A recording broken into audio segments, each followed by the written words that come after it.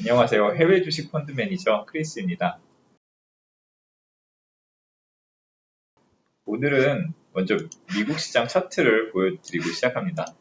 미국 시장이 이제 크게 급락한 다음에 반등했다가 어제 또 재차 급락하면서 이제 우려가 많습니다. 국내 주식은 별로 이렇게 하락하지 않았는데요. 미국의 특히 나스닥 기술 성장주, 빅 네임들 위주로 이렇게 많이 하락을 해서 이게 이제 시장 하락의 시작인가 이런 얘기가 오늘 많이 나왔는데요. 결론적으로 저는 이게 그렇게 생각하지 않고요. 거기에 대해서는 이제 저번에 말씀드렸던 경제재개 관련주부터 먼저 한번 얘기 드리고 나스닥에 대해서 좀 자세히 얘기해 보려고 합니다. 먼저 저번에 말씀드렸던 이 경제재개 관련주 움직임에서 재밌는 거 먼저 하나 말씀드리면, 그러니까 여기서 미국에서 경제재개가 조금 더 진행이 됐어요. 어떤 거냐? 가장 심했던 지역, 뉴욕이죠. 요즘은 사실 뭐 캘리포니아나 뭐 플로리다, 텍사스 뭐 신규 확진자 많은데, 처음에 코로나가 시작된 건 미국에서 뉴욕이 제일 많았죠. 뉴욕에 처음에 그런 레스토랑을 막 미국 락다운 딱 했다가 나중에 막 완화를 계속 해줘도 좀 아웃도어 정도만 열어줬어요. 그러니까 밖에서는 먹을 수 있는데 안에서는 실내에서는 못 먹었어요. 근데 그게 바로 최근에 열어줬고요. 그러면은 이제 사람들이 이제 뉴욕에서 가장 지점이 많은 식당이 뭐냐 찾겠죠. 그러니까 미국에는 좋은 레스토랑 체인이 되게 많아요. 그러니까 예를 들어 치폴레, 예를 들어서 치폴레가 엄청나죠. 이 회사가 좀 어려움을 겪었던 적도 있는데 그 뒤로 이게 크게 좋아졌습니다. 치폴레, 뭐 도미노 피자 이런 회사들, 약간 온라인에 좀 최적화된 회사들이에요. 그러니까 배달을 하고 이런 거를 그러니까 시스템을 잘 만들고 사람들이 많이 쓰고 이런 데들이 굉장히 좋았는데, 반면에 이 쉑쉑버거 같은 경우는 코로나 때 많이 떨어졌어요. 회복을 잘 못하고 있었는데, 그러니까 뉴욕에 이번에 실내에서도 먹을 수 있다 이런 거를 이제 규제가 완화되는 걸로 보아서 주가가 좋았습니다. 그리고 뭐 미국 시장에서 카지노 회사들 이런 약간 경제재해 관련주들이 계속해서 주가가 좋았고, 특히 시장이 이만큼 하락한 걸 생각하면 아웃퍼폼을 했죠. 아까 레스토랑 얘기가 나와서 홍콩에 저번에도 말씀드렸던 하이디라오 같은 회사들, 예전에 이제 버거집인데 이제 밖에서 사람 만날 수 있는 컨택트 흐름이 지속되면서 주가가 요즘 괜찮은 상황입니다. 그런데 우리나라가 지금 이 녹화한 시점이 2.5단계인데 거리두기가 우린 강화됐죠. 사실 이게 그러니까 우리가 환자가 좀 빨리 줄었다가 중간에 오히려 이렇게 훅 늘어나면서 거리두기가 강화돼서 사실 경제적인 움직임에 우리는 좀 지금은 아니지만 사실 저희가 이렇게 방역 노력을 열심히 하고 있기 때문에 환자가 다시 그러니까 신규 확진자가 줄어들면 저희도 거리두기를 다시 미국처럼 지금 완화하는 움직임으로 갈 수도 있고, 그렇게 되면은 국내에 경제적인 관련주, 컨택트주라고 하는 수익들도 약간 반전의 계기가 되지 않을까 생각하고 있습니다. 국내 컨택트주 중에 실적이 괜찮아도 그러니까 언택트 컨택트라는 이런 컨셉 때문에 컨택트주이 안 좋은 주에 있었기 때문에 그런 쪽들은 관심이 갑니다. 그리고 여기까지 말씀을 드리고요. 먼저 아까 처음에 말씀드렸던 미국 시장에 그러니까 조정이 나왔나, 그리고 조정이 더 엄청나게 많이 빠질 것이냐, 시장이나 이게 무서운 거예요. 사실 많이 빠지긴 했는데 많이 오른 거에 비하면 폭이 큰 건 아닙니다. 근데 무서운 거는 이게 시작인 거죠. 이게 시작이 돼서 내려올까가 무서운 건데, 그걸 보려면 일단 이게 10% 정도 하락했어요. 10% 정도 하락했는데 이 문제가 진짜로 명확하게 있어야 20% 뭐나 그 이상 떨어집니다. 저번에 코로나 때 그때 나스닥은 덜 빠졌는데 다우가 한 40% 빠졌나요? 굉장히 많이 빠질 수 있어요. 문제가 있는 거니까. 이유가 있었으니까. 그리고 회복을 했지만 당시에 이유가 크게 있었으니까요. 그리고 2018년에 긴축을 했는데, 그러시죠. 이때까지 사실 이 병이 굉장히 좋다가 긴축 시그널이 세게 나오면서 실제 긴축 금리 올라갔고요. 이러면서 그때 조정 많이 나왔습니다. 그리고 바로 기억나는 거 보시면은 뭐 무역 분쟁 강화될 때 수준이 세게 나오는데 이번에는 어떨까? 그러니까 이번에는 근데 제가 찾아보기에는 그런 새로운 일이 뭔가 긴축과 같이 강력한 뭐가 딱 나온 건 아닌 것 같아요. 뭐 코로나 때 경제가 뭐 약해졌고 그게 계속되고 있죠. 물론 경제 회복을 하고 있는 추세있고 그다음에 긴축하지 않습니다. 지금 여전히 완화 정책 그대로 있는 상태입니다. 부양책이 이때는 부양 합의가 되어서 많이 올라갔는데 부양책이 지금 미니 부양책이 또 나오려고 하다가 그 상원에서 막혔어요. 근데 막힐 거로 좀 보고 있었고요. 그리고 이게 그렇게 막 게임 체인저 같은 건 아닙니다. 미니 부양책이고요. 이것 때문에 빠졌다기보다는 다른 이유가 있다. 근데 요즘에 이게 많이 제기되는 게 수급 아닐까 하는 거죠.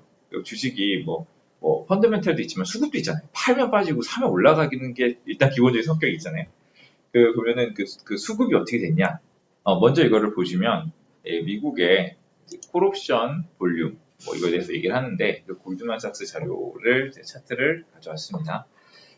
먼저 이 콜옵션 두 개가 있겠죠. 옵션에는 먼저 보시면은 풋옵션이 이런 짙은색, 콜옵션이 이런 하늘색인데 보통 하늘색 같이 늘었다가 같이 줄고 파란색도 같이 늘었다 같이 줄고 했었는데 이번에는 하늘색만 이렇게 하면 괜찮은데 여기서 진짜 많이 이게 올라갔어요. 그러면서 이거는 약간 과열이나 쏠림 아니면 무슨 특정 수급 주체가 있었다는 거죠. 그렇다는 얘기는 당연히 뭐 주식도 우리나라에도 좋은 주식도 한번 크게 오르면 뭐 이런 조정 당이 있잖아요. 그러니까 이런 부분이 좀 예상되는 거 아니냐. 그러니까 이런 얘기가 있었는데 그래서 그게 뉴스에 좀 나오기 시작을 했어요. 근데 뉴스에도 좀 크게 딱 때렸습니다. 크게 뉴스에 나오면서 이 소프트뱅크가 모두 나스닥에 고래다. 이걸 또 파이낸셜 타임즈에서 파이낸셜 타임즈 나왔고 이 또 파이낸셜 타임즈는 또 그 일본의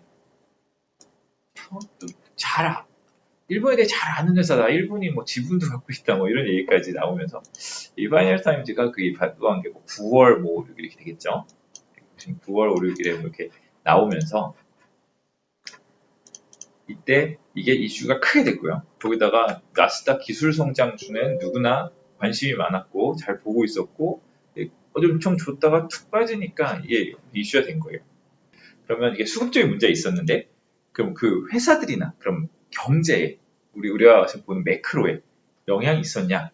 그거는 좀 잘 모르겠어요. 그러니까 어차피 이 회사들은 실적이 올라가고 있고 이익이 상향되고 있고 나쁘지 않고 또 지금의 기술 성장 시대를 어차피 이끌어가고 있는 건 그대로인데 그럼 소프트웨어 회사 산 회사들 어떤 거냐?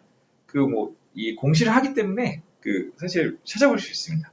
근데 대략 우리 생각하는 마이크로소프트, 아마존, 테슬라 그런 것부터 해서 구글 뭐 이렇게 해가지고 그런 것부터 해서 남미의 인터넷 쇼핑 1등 그다음에 중국의 틱톡은 아니고 무슨 그런 비슷한 회사들 빌리빌리라든가 무슨 그런 회사들이 다 들어가 있습니다.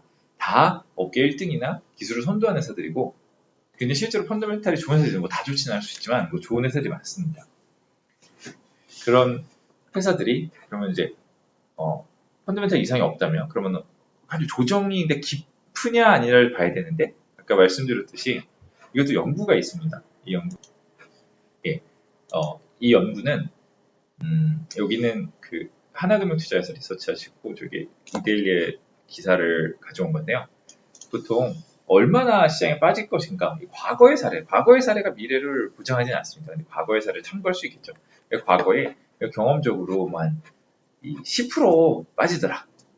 10% 정도 빠지더라. 그리고 20% 빠지는 거는 쉽지 않죠. 네. 그래서 이거를 저도 기억이 나거나 막 차트 뒤로 돌려가지고 막 봤는데 한 10% 정도 때 빠지면 10% 초반 정도에서 별일이 없을 경우에는 마무리되더라고요. 그러니까 이게 수급 이슈라고 보면 지금부터는 오히려 사고 싶었는데 못 샀던 기술 성장을 이끄는 기업들을 사볼 수 있는 기회겠죠. 테슬라, 애플이라든가 클라우드 되면 또 요즘에 막 가까운 건 제트 스케일러 이러면서 AI를 주도하는 엔비디아 아니면 반도체에서 AMD 그리고 아니면 아예 많이 엄청 하락한 뭐 반도체 장비주 중에 기회, 뭐 이런 걸 찾아볼 수 있을 것 같습니다. 미국 시장에 성장주가 빠지면서 홍콩 시장에도 성장주가 많아요. 그러니까 뭐 저희 우리 배달 요즘에 되게 좋았잖아요. 배달도 하고 인터넷 기업인데 뭐 이런 회사들 뭐 굉장히 좋았어요. 메이투안 디안핑 이거 시가총액이 꽤 엄청 큰 회사입니다. 근데 여기서 이번에는 조정에 미국 조정의 시점도 되게 비슷해요. 동참해서 조정이 같이 빠졌는데 오늘 약간 이제 돌아서는 모습을 보였습니다. 그리고 그 미국에 이번에 미중 분쟁에 막 핵이 된 그 SMIC라고 뉴스에 많이 나오는 회사인데요. 중심국제라고도 하고 이 회사가 사실 엄청나게 중국 국산화, 중국이 그런 파운드리를 자체적으로 한다. 그래서 하고 있네. 그러니까 이게 좀 더 매출이 더 난다 해가지고 크게 올랐다가 그리고 또 뭐 본토 상장 이슈 이런 것도 있었어요. 그랬는데 이게 거품이 빠지고 그 다음에 가다가 그 미국의 이슈를 받고 크게 빠졌는데 뭐 거의 뭐 살아나지를 못하고 계속 있었어요. 그러다가 오늘 처음으로 약간 이제 또 반등을 보여줬죠. 그러면서 이게 이 시장에 약간 반전이 있는 거 아닌가 이런 생각이 들었고 이 또 BYD 뭐 유명한 그 중국 전기차 기업이 올해 되게 좋았는데 여기도 오늘 또 이제 크게 오르면서 홍콩 시장 상승에 좀 기여를 했습니다. 그래서 지금까지 미국의 성장이 왜 떨어졌나, 뭐 앞으로 하지만 지금은 이제 우려의 시각도 있지만 이제 여기서도 기회를 이제 볼 때다 이런 얘기를 드렸는데요. 그럼 이렇게 사실 정말 추세로 올라와서 지금 정말 매수 기회가 별로 없었던, 뭐 지금도 사실 굉장히 높은 위치지만 그러니까 이런 그 기술 성장주들을 뭐 한번 지켜볼 기회인 것 같습니다.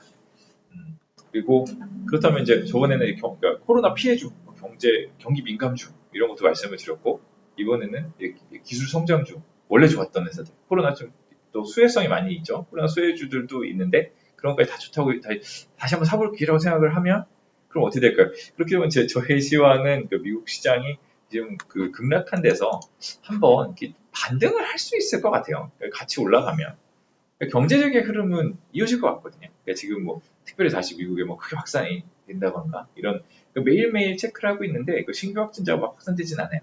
근데 뭐 다시 확산이 막 된다고 백신이 완전 다 실패하거나 이러면은 경제적이가 멈출 수도 있지만 백신이 한 캔디디지 9개씩 됩니다. 막 이게 다 망하기가 쉽잖아요.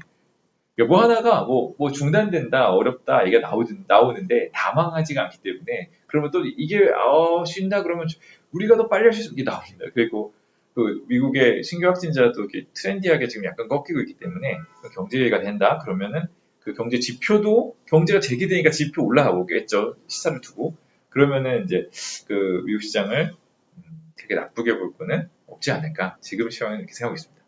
물론 주식엔 또 적응하고 대응해 나가는 것이기 때문에 계속 업데이트를 해보고 미국 시장이 제 생각과 정말 다르게 움직이면 다음 편에서 계속 다시 말씀드리겠습니다. 감사합니다.